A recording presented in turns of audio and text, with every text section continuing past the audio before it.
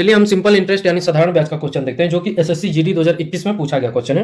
ये question most important question है, ये बार बार पूछा जाता है। ठीक है, तो हमारा क्वेश्चन है, एक व्यक्ति निश्चित धनराशि 5% साधारण ब्याज दर पर उधार देती है। यदि ब्याज 6 वर्ष के बाद धनराशि से 5600 कम हो तो धनराशि क्या होगा? धनराशि यानी प्रिंसिपल, प्रिंसिपल इंग्लिश में बोलते हैं और हिंदी में उसको मूलधन बोलते हैं। सबसे पहला काम 5% की फ्रैक्शन वैल्यू निकाल लो। 5% की फ्रैक्शन वैल्यू निकालेंगे तो क्या होगा? 5 ऊपर हो जाएगा और इस परसेंट का मतलब है नीचे 100। 5 एकम 5 और 5 से काटेंगे 20 बार में 1/20 हमारा क्या आ गया? 5% का फ्रैक्शन वैल्यू आ गया। अब ध्यान से समझना 1/20 को। ये ऊपर वाला क्या होता है? हमारा ब्याज होता है और नीचे वाला क्या होता है? मूलधन होता है।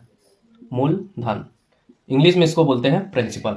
ठीक है, ऊपर वाला 1 रुपया क्या है? ब्याज है और 20 रुपया क्या है? मूलधन है हमारा। अब क्वेश्चन में ध्यान से पढ़ना क्या है यहां से, यदि ब्याज 6 वर्ष के बाद, यदि ब्याज 6 वर्ष के बाद यानी ब्याज 1 वर्ष में कितना है? 1 रुपया, तो 6 वर्ष के बाद कितना हो जाएगा? 6 रुपया ब्याज। समझो, यदि ब्याज 6 वर्ष के बाद, ब्याज 6 वर्ष के बाद, 1 साल में ब्याज 1 रुपया है तो 6 वर्ष के बाद कितना हो जाएगा? 6 रुपया।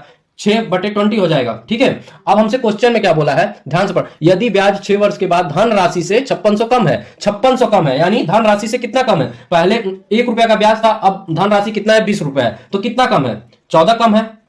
14 कम है, इस 14 का मान दिया हुआ है 5600। ये जो 5600 है वो 14 का मान है। हमसे क्वेश्चन में क्या पूछा है? तो धनराशि क्या है? धनराशि यानी हमारा मूलधन पूछा है, यानी 20 का मान हमसे पूछा है। 14 से काटेंगे, हमारा 4 बार में कटेगा, 14 चौक 56 और 4 दूना 8, हमारा आंसर जो आएगा 8000, जो कि बी ऑप्शन सही होगा। आप इसको इस तरह से बना सकते हैं।